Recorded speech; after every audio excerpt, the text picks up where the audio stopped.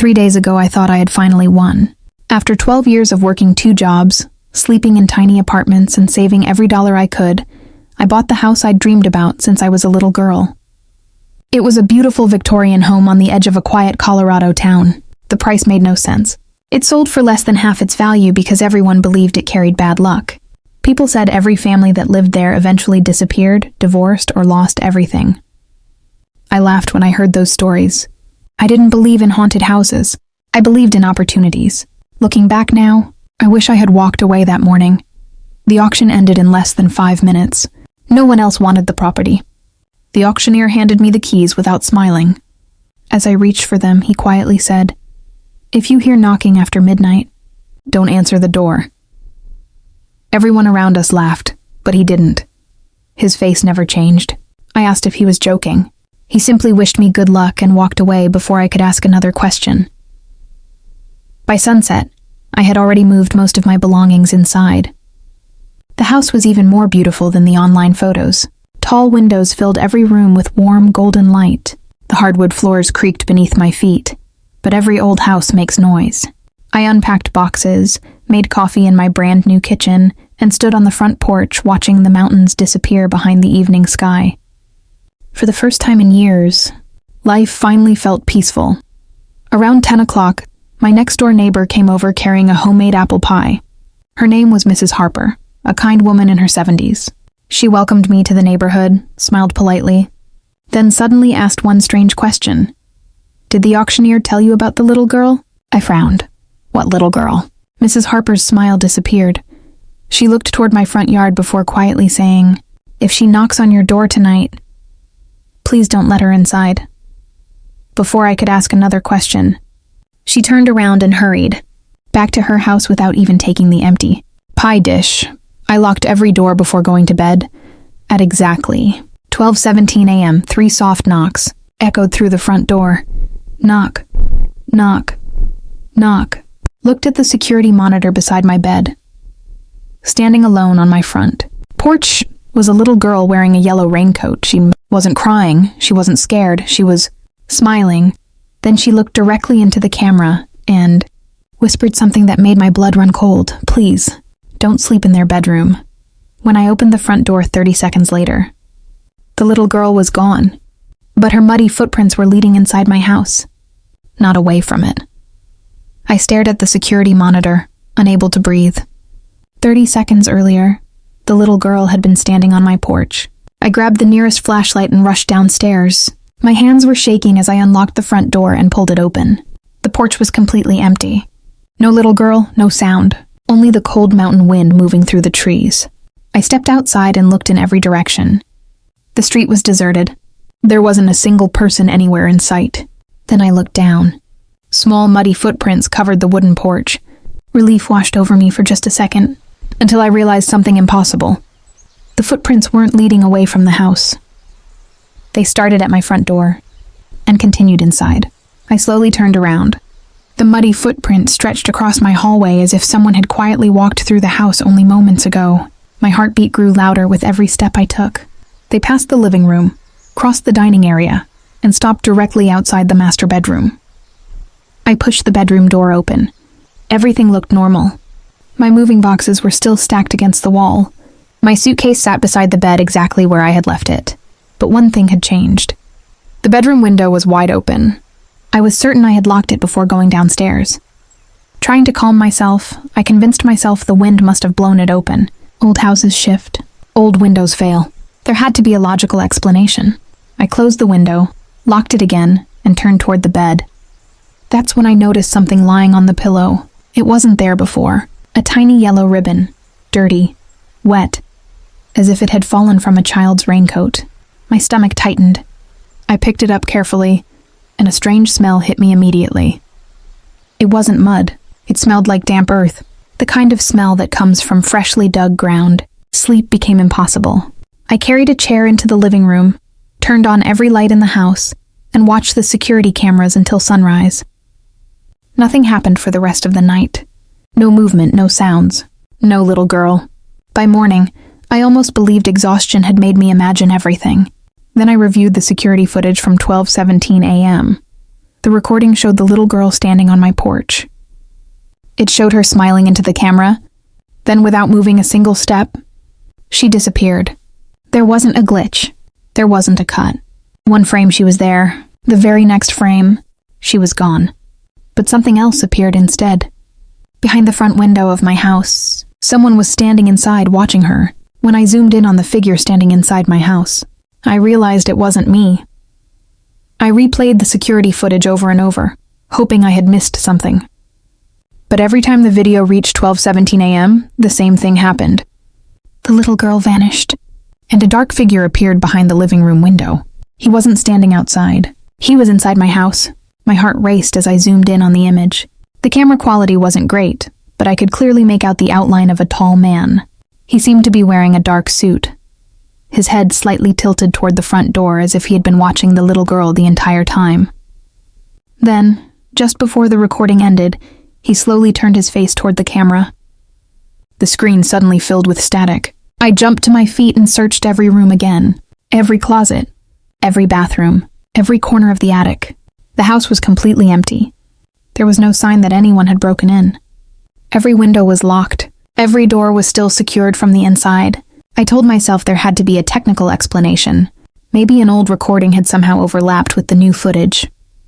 Maybe the previous owners had left corrupted files inside the security system. It sounded reasonable, until I checked the recording date. It had been filmed only 8 hours earlier. Trying to distract myself, I drove into town to buy groceries and a few tools for the house. While checking out, the cashier noticed my address on the loyalty card application. Her smile disappeared instantly. "You bought the Morgan house?" she asked quietly. I nodded. She looked around to make sure no one was listening before leaning closer. "If strange things start happening, don't call the local police." I stared at her in confusion. "Why not?" She hesitated for a moment. "Because the last owner did." Before I could ask another question, her manager called her away. On my way home, curiosity got the better of me. I stopped at the county library and searched old newspaper archives about the house. Hundreds of articles appeared. Most were ordinary property records. But one headline from 18 years ago caught my attention. "Local businessman vanishes without a trace." The article included a photograph. The moment I saw his face, my stomach dropped. It was the same man I had seen standing inside my living room window on the security footage. I quickly printed the article and drove home. As I pulled into the driveway, I noticed something I was absolutely certain hadn't been there that morning. A small bouquet of fresh white lilies rested neatly on my front porch. Tucked beneath the flowers was a handwritten note. "You weren't supposed to see him." I slowly unfolded the paper. On the back, someone had drawn a map of my house. One room was circled in red. It wasn't the attic. It wasn't the master bedroom. It was a room that didn't exist on the floor plan. That night I started measuring the walls, and discovered my dream house was hiding an entire room that no one wanted me to find. I spread the house blueprints across my dining table and measured every wall twice. Then I measured them a third time. The numbers didn't make sense. According to the outside dimensions, the west side of the house should have been nearly 4 feet wider than it appeared from the inside. There was empty space trapped between the master bedroom and the library, a space that officially didn't exist. I grabbed a tape measure, a flashlight, and a small rubber mallet from my toolbox. Every few feet I tapped the walls, listening carefully.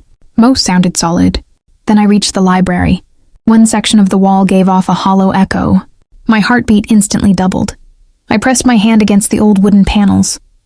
They looked original, but one board was slightly cleaner than the others, almost as if it had been replaced years ago. Running my fingers along the edge, I felt something metallic hidden beneath the trim. I pushed harder. A faint click echoed through the room. Slowly, the entire bookshelf shifted forward by a few inches. Dust filled the air as a narrow opening appeared behind it. A cold draft rushed through the gap, carrying the same damp earth smell I'd noticed on the little girl's yellow ribbon. My stomach tightened. Someone had gone to extraordinary lengths to hide this room. I switched on my flashlight and squeezed through the opening. The hidden room was no larger than a walk-in closet. The walls were unfinished concrete, covered with decades of dust. There was no furniture, no windows, just a single wooden chair facing the wall. On the floor lay dozens of melted candle stubs and an old cassette recorder covered in cobwebs. Beside it rested a leather briefcase with a rusted combination lock. My hands trembled as I picked it up. The leather was cracked with age, but one thing immediately caught my attention. The initials engraved on the handle matched the newspaper article I'd printed earlier. D.H. David Holloway, the missing businessman. Before I could inspect it further, I heard a loud thud somewhere above me. It sounded like heavy footsteps crossing the living room floor. I froze. I was certain I had locked every door before entering the hidden room. Another step. Then another. Whoever was upstairs wasn't trying to be quiet. They wanted me to know they were there. I quickly switched off my flashlight and held my breath. The footsteps stopped directly above my head. For several seconds, there was complete silence. Then, 3 slow knocks echoed from the ceiling. Knock. Knock. Knock. The exact same pattern. I'd heard at 12:17 a.m. My phone suddenly vibrated inside my pocket, making me jump. An unknown number had sent a single text message.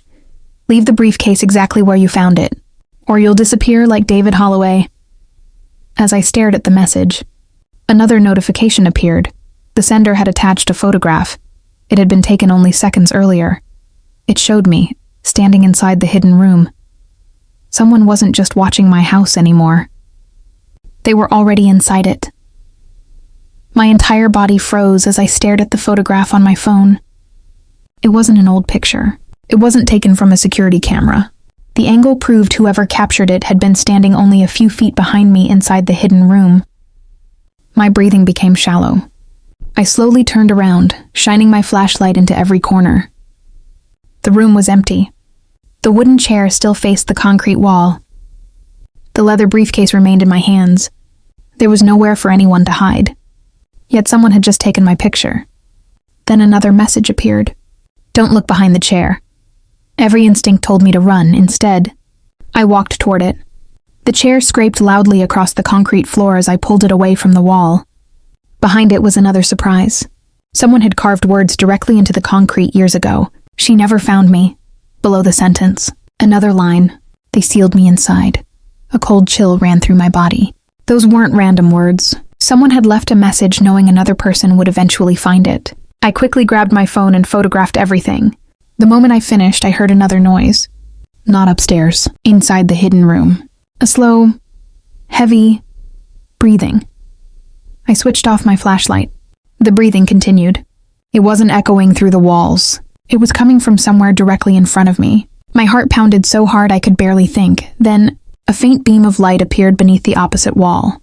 I stepped closer. Running my fingers across the concrete, I felt another seam, another hidden door. This room wasn't the end. It was only the entrance. I pushed with both hands. The wall slowly opened inward. A narrow staircase descended into complete darkness beneath the house. Cold air rushed upward, carrying the smell of damp soil, rusted metal, and something else. Fresh cigarette smoke. Someone had been down there recently. I wanted to call the police. Then I remembered what the cashier had said. Don't call the local police. I slowly walked down the stairs. Every step creaked beneath my feet. At the bottom waited a long underground corridor lined with old electrical wires and concrete walls. It looked less like a basement, and more like a bunker. About 30 feet ahead stood a steel door. It was slightly open. Light spilled through the gap. Someone was inside. I carefully peeked through the opening. The room beyond looked nothing like an abandoned bunker. There was fresh food, bottled water, a running generator, computer monitors, security cameras, maps of the entire neighborhood. Whoever lived here had been watching every house on this street. Then one monitor suddenly switched on by itself.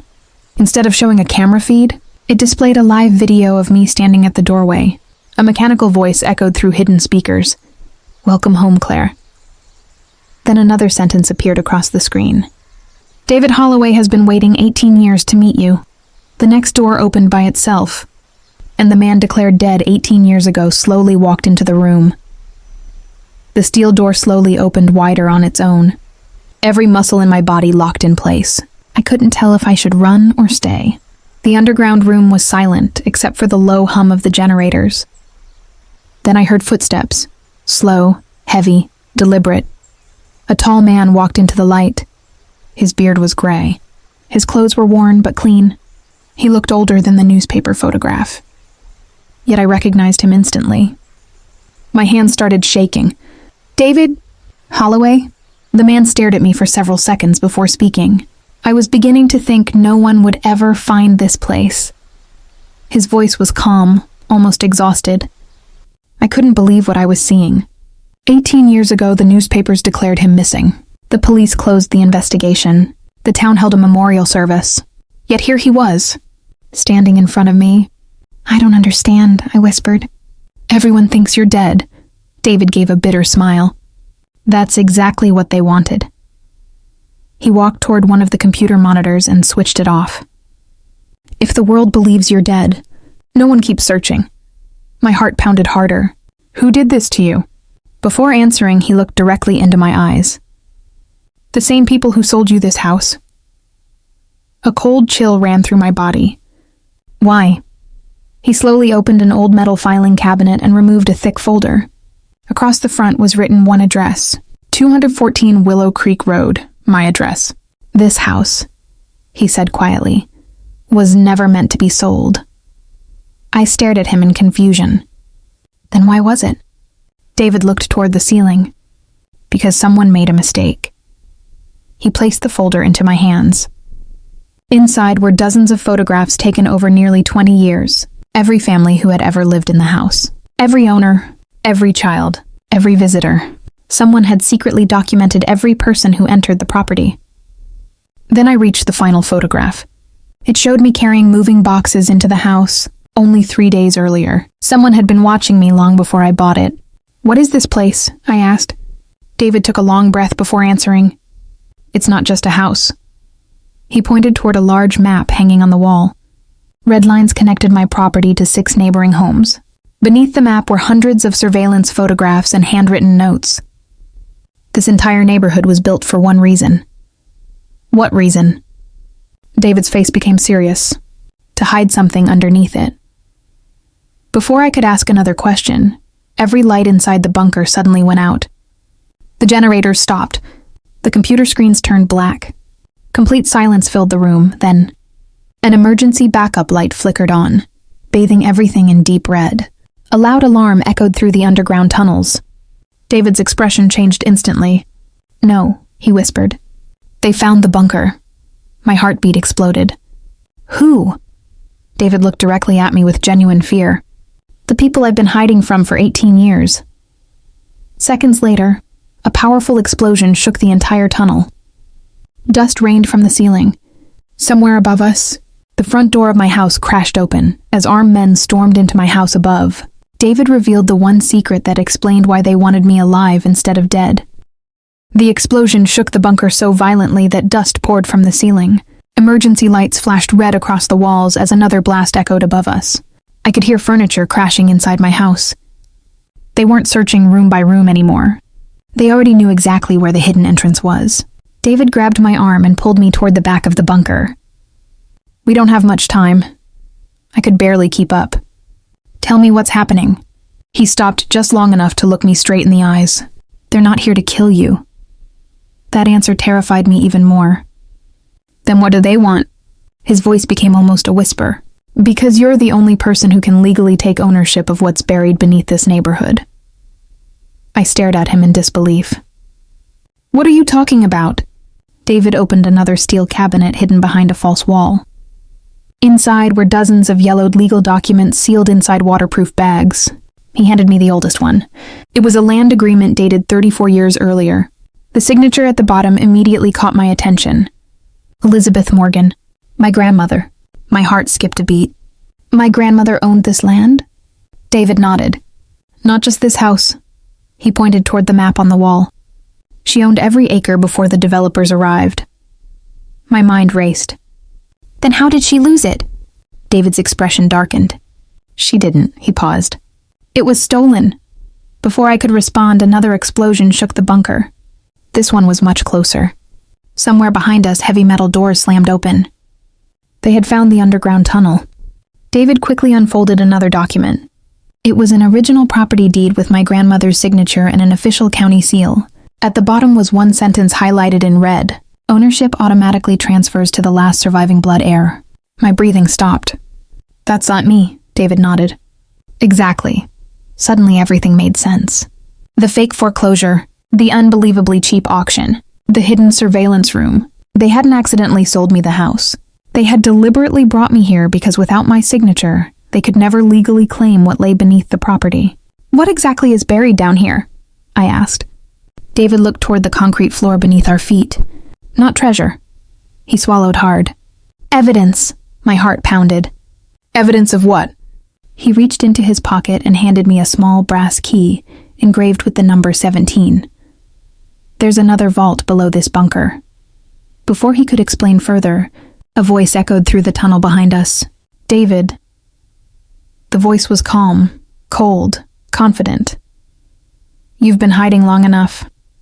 David's face turned completely pale. No, I looked over his shoulder. 5 armed men slowly entered the bunker. Standing between them was a woman wearing an expensive black suit. She smiled the moment our eyes met. Then she quietly said something that made my blood freeze. Claire, your grandmother warned me you'd eventually find the vault. The elegant stranger wasn't there to stop me. She was there to make me an offer that could erase the truth forever. The woman stepped into the red emergency light as if she owned the bunker. She wasn't carrying a weapon. She didn't need one. The armed men behind her never took their eyes off me. She smiled politely, almost warmly, but there wasn't a trace of kindness in her eyes. My name is Evelyn Cross, she said. And before this night is over, you're going to make the most important decision of your life. David immediately moved in front of me. Don't listen to her. Evelyn sighed.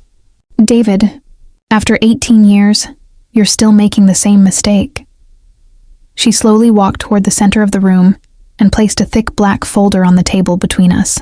Claire, everything you've been told is true. My heart skipped a beat. Your grandmother did own this land. She looked directly into my eyes, and everything beneath it. I frowned. Then why are you trying to take it? Evelyn smiled. Because some truths should stay buried. Before I could respond, she opened the folder. Inside were old government documents stamped classified. There were contracts signed by construction companies, county officials, and federal agencies. None of it made sense until I reached the final page. Across the top were the words Project Hollow Creek. Beneath them, dozens of signatures. My grandmother's signature wasn't there. Instead, someone had forged it. David leaned toward me. That's why they framed her. Evelyn didn't deny it. She simply nodded. Your grandmother refused to sell. She paused. So we created paperwork saying she already had. My stomach turned. What was so important that you destroyed an entire family? I asked. Evelyn's expression became serious. You're asking the wrong question. She leaned closer. Ask what's underneath this bunker. David suddenly grabbed the brass key still in my hand. Don't answer her. Evelyn laughed softly. She deserves the truth. She looked back at me. 17 meters below your feet is a vault. She paused long enough for complete silence to fill the room. Inside that vault are documents capable of sending governors, judges, senators, and billionaires to prison. My breathing stopped. You've been protecting corruption? Evelyn shook her head. No, her smile returned. We've been protecting stability. Every word made my skin crawl. She slowly slid another paper across the table. It was a bank statement. The number printed at the bottom made my vision blur. $48,000, $48 million, Evelyn said calmly. Transfer the property to us tonight. She folded her hands. And it's yours before sunrise. The room fell silent. David looked at me with desperate eyes. Claire, don't even think about it. Evelyn didn't interrupt. She simply waited. She knew exactly how impossible that amount of money was to ignore. Then something unexpected happened. A small voice echoed from the tunnel behind us. I told you not to trust them. Everyone turned. Standing at the end of the corridor was the little girl in the yellow raincoat. Only this time, she wasn't alone. A man stood beside her. His hands were covered in dirt, and his face matched the oldest photograph in David's secret file. The little girl quietly held the stranger's hand, then whispered the words that proved David had lied to me from the very beginning. The bunker fell completely silent. Every armed man slowly turned toward the tunnel entrance. The little girl in the yellow raincoat stood there without the slightest fear. Beside her was an older man whose clothes were covered in dirt and dust. His beard was longer than David's, and deep scars ran across his hands. The moment David saw him, the color drained from his face. "No." The old man looked directly at David. "You told her I was dead." My heartbeat exploded. David slowly stepped backward. I had no choice. The little girl squeezed the old man's hand. "You always say that." I stared at both of them. "What is happening?" The old man slowly walked toward me. "My name is Henry Lawson." He paused. "I built these tunnels." Every person in the room froze. Evelyn's smile disappeared for the first time. "You should have stayed buried," she said coldly. Henry ignored her. Instead, he looked directly at me. "Claire, I've been waiting 23 years for someone from your family." I couldn't believe what I was hearing. "You know my grandmother?" Henry nodded. "Elizabeth Morgan saved my life." David interrupted immediately. "Don't listen to him." Henry turned sharply. "No. You don't get to lie anymore." The room became painfully quiet. Henry slowly reached inside his coat and removed a faded photograph. It showed my grandmother standing beside him in front of the house before it had ever been renovated. Between them stood a young David Holloway. My breathing stopped. "You two knew each other?" Henry nodded. "We were partners." I looked at David. "You never told me that." He lowered his eyes. "I couldn't." Henry's voice became harder. "You mean you wouldn't?" He pointed directly at David. "Tell her why you survived." Every muscle in David's body tightened. "Henry, don't." Henry stepped closer. "No more lies." He turned back toward me. 18 years ago, they didn't choose David. They chose me. I frowned. "I don't understand." Henry slowly rolled up his left sleeve. Burn scars covered almost his entire arm. They locked me inside the lower vault. They believed I would die. The little girl quietly whispered, "But Grandpa escaped." "Grandpa?" I looked at her in complete shock. "He's your grandfather." She nodded. "My name is Lily Lawson. My daddy isn't buried here. He disappeared trying to rescue Grandpa." Everything suddenly stopped making sense. I looked toward David. "You told me Lily's father was the missing businessman." David closed his eyes. "I lied." Henry finished the sentence for him. "Because David Holloway is Lily's father." Silence. Complete silence. David slowly looked at the little girl. Tears filled his eyes. "I was trying to protect her." Lily's face showed no emotion. "You protected yourself." Before anyone could speak again, the bunker lights suddenly switched off. Every monitor came alive. A timer appeared on every screen. 9:59. Then a robotic voice echoed through the underground chamber. Vault 17 lockdown initiated. Detonation sequence has begun. Everyone in the bunker looked up. We had exactly 10 minutes to escape, or be buried beneath the house forever. As the countdown reached 9:45, Henry revealed that the only way to stop the explosion was hidden inside the vault everyone had spent decades trying to keep closed. The countdown continued without mercy. EU 944, EU 943, EU 942. The flashing red lights reflected across every frightened face inside the bunker. No one spoke for several seconds. Then Henry grabbed my wrist and placed the brass key marked 17 into my hand again. "Claire, you're the only one who can open the vault." I looked at him in disbelief. "Why me?" Henry took a deep breath. "Because Elizabeth Morgan changed the lock before she disappeared." My heart raced. "She knew someone would come back?" Henry nodded. "She knew her family would." David stepped closer, his voice filled with regret. "Claire, whatever happens next, don't trust Evelyn." Evelyn laughed softly, completely ignoring the countdown. "David, after everything we've survived together, you still think she's the hero?" She looked at me with complete confidence. "Claire, Ask Henry one simple question. I frowned. What question? Evelyn folded her arms. Ask him what really happened to your grandmother. The room fell silent. I slowly turned toward Henry. His expression immediately changed. For the first time since meeting him, he looked afraid. Before he could answer, another explosion shook the bunker. Concrete cracked above our heads. Dust filled the air. Pieces of the ceiling crashed onto the floor behind us. The robotic voice echoed once again. Structural failure in 8 minutes. Henry grabbed my shoulder. There's no time. But I refused to move. Answer me. He looked into my eyes for several painful seconds before quietly saying, Your grandmother didn't disappear. Every muscle in my body tightened. Then where is she? Henry lowered his head. She died protecting the vault. David immediately interrupted. That's not the whole truth. I turned toward him. What are you talking about? David swallowed hard. Elizabeth Morgan was alive after the explosion. My heart nearly stopped. Henry shouted, Enough. But David continued. She survived.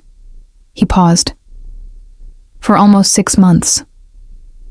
The room became completely silent. I stared at Henry.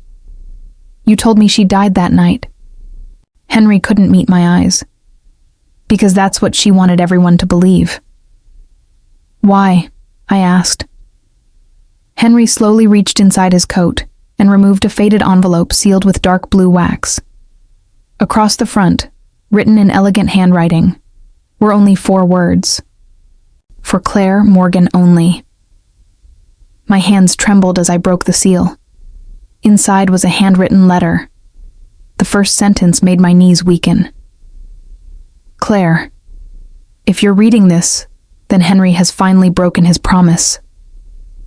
I looked up in shock. Henry closed his eyes. You promised her? I whispered. He nodded slowly. I promised I'd never tell you. That she left willingly, before I could even process those words. A deafening metallic sound echoed from beneath the bunker floor. The concrete suddenly split open. A massive circular steel vault slowly rose from the ground, across its front. One sentence had been engraved into solid steel. The truth has a price. Then a scanner beside the vault lit up. A voice calmly announced, Bloodline verification required. When I placed my hand on the scanner, the vault recognized my name instantly and revealed that someone standing beside me wasn't who they claimed to be. The scanner glowed beneath my trembling hand. For a split second, nothing happened. Then a soft mechanical voice echoed through the bunker. Bloodline verified. Welcome, Claire Morgan. Heavy locks inside the vault began unlocking one by one. The sound echoed through the underground chamber like thunder. Everyone stood perfectly still. Even Evelyn Cross looked nervous for the first time. The massive steel door slowly opened, revealing a small room unlike anything I'd expected. There was no gold, no cash, no priceless treasure. In the center stood a single fireproof cabinet surrounded by shelves filled with sealed evidence boxes. Every box carried the names of powerful politicians, judges, developers, and police chiefs. This wasn't a treasure vault. It was a vault built to destroy empires. I carefully stepped inside. The lights automatically switched on, illuminating dozens of security cameras that had somehow remained active for decades. On the far wall hung a framed photograph of my grandmother, Elizabeth Morgan. She was smiling exactly the way I remembered from childhood. Beneath the photograph were engraved words that made my eyes fill with tears. If my family is reading this, the truth survived. I slowly opened the fireproof cabinet. Inside was another envelope, a hard drive, and an old VHS tape labeled Confession. Before I could touch them, the bunker speakers suddenly came alive. A familiar voice echoed through the room. It was my grandmother. Claire, if you've reached this vault, then someone betrayed you. My breathing stopped. Trust documents. Never trust people. I slowly looked around the room. Every person standing outside the vault suddenly felt like a suspect. David, Henry, Evelyn, even Lily. Grandma continued. One person beside you has lied since the moment you met them. Silence filled the bunker. Everyone looked at everyone else.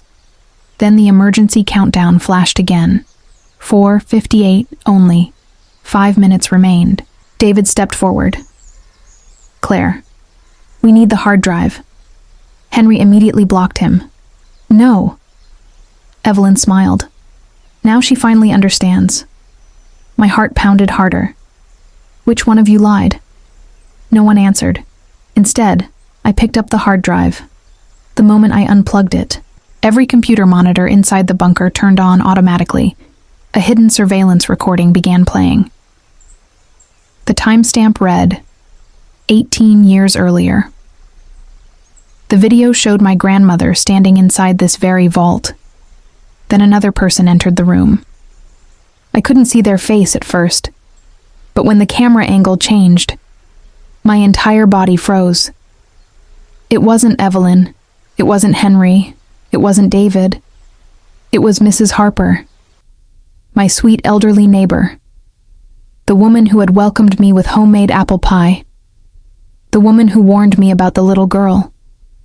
She hugged my grandmother, then quietly unlocked the vault from the inside. Seconds later, armed men stormed into the bunker. She had betrayed her. I stared at the screen in disbelief. Mrs. Harper. Evelyn slowly nodded. Her real name isn't Harper. My heart skipped a beat. It's Margaret Cross. I looked back at Evelyn. She smiled sadly. My mother. At that exact moment. A loud knock echoed through the bunker. Knock, knock, knock. The same 3 knocks that had started this nightmare. But this time, they weren't coming from the front door. They were coming from inside the vault. When I turned toward the sound, I realized the vault wasn't empty after all. The 3 slow knocks echoed through the steel vault. Knock, knock, knock. Every person in the bunker froze. The sound wasn't coming from outside.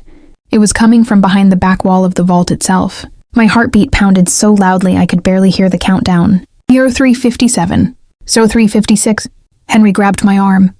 Claire. Don't open it. David immediately disagreed. No, that's exactly what Elizabeth wanted. Evelyn didn't say a word. She simply stared at the back wall as if she had feared this moment her entire life. I slowly walked deeper into the vault. The knocking came again. This time, louder. I shined my flashlight across the concrete wall until I noticed something strange. A small fingerprint scanner hidden behind an old metal plate. Above it, one sentence had been engraved decades earlier. Only when the family forgives will the truth walk free. Without thinking, I placed my hand on the scanner. A green light flashed. Heavy locks disengaged one after another. The entire back wall slowly slid open. Cold air rushed through the room. Behind it was another chamber, smaller, cleaner, untouched by time. In the center stood a hospital bed connected to emergency batteries that had somehow remained active for years. My breath caught in my throat. Someone was lying there. An elderly woman, thin, fragile. Her silver hair rested gently against the pillow. An oxygen tube covered part of her face. For several seconds, no one moved. Then she slowly opened her eyes. She looked directly at me. Those eyes. I had seen them before, in old family photographs, in the portrait hanging inside the vault. Tears filled my eyes. Grandma? Elizabeth Morgan smiled weakly. My beautiful Claire, you finally came home. I couldn't stop crying. I rushed to her bedside and held her trembling hand. I thought you were dead. She gently squeezed my fingers. They needed everyone to believe that. I looked back toward Henry. You knew. He lowered his head. I promised I'd protect her. Elizabeth shook her head. No. I asked him to lie.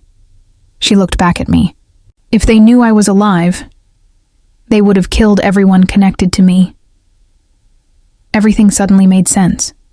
The fake funeral, the hidden vault, the decades of silence. Elizabeth slowly reached beneath her blanket and handed me a small silver key. This opens the final evidence locker. David stared at the key in complete disbelief. The locker still exists? Elizabeth nodded. It's inside the county courthouse. Evelyn suddenly stepped forward. You don't understand. Her calm voice had disappeared. If those files become public, hundreds of powerful people will fall. Elizabeth looked directly at her. They should, suddenly. The emergency countdown stopped. Every flashing red light disappeared. The robotic voice echoed one final time.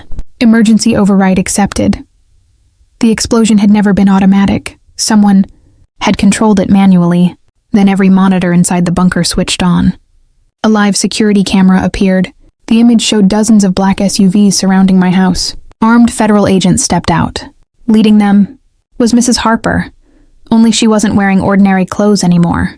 She was wearing an FBI tactical jacket. She looked directly into the camera, then calmly spoke into her radio. Target has opened the final chamber. Move in. The woman I believed had betrayed my grandmother for 18 years had actually been working undercover. And the real mastermind was standing beside me inside the vault. The words echoed through the bunker like thunder. The real mastermind is standing beside you. Every person instinctively stepped away from one another. My heartbeat became deafening. Mrs. Harper, Margaret Cross, appeared on every monitor wearing an FBI tactical vest. She looked directly into the camera. Claire, whatever happens next, don't let him leave. I slowly turned around. David, Henry, Evelyn, Lily. One of them had manipulated every moment since I bought the house. Then Elizabeth Morgan quietly squeezed my hand.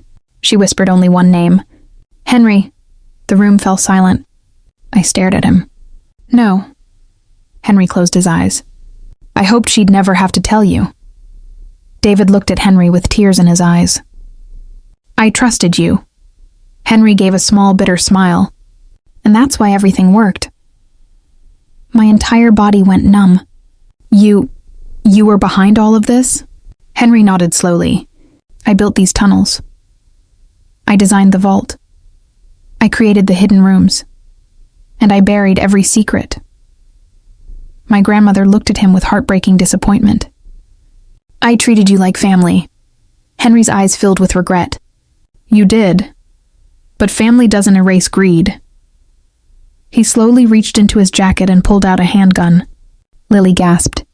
Grandpa? Henry looked at her. I'm sorry. I truly loved you. Then he looked back at me. When Elizabeth refused to sell the land, I realized something. The evidence inside this vault was worth far more than the property itself.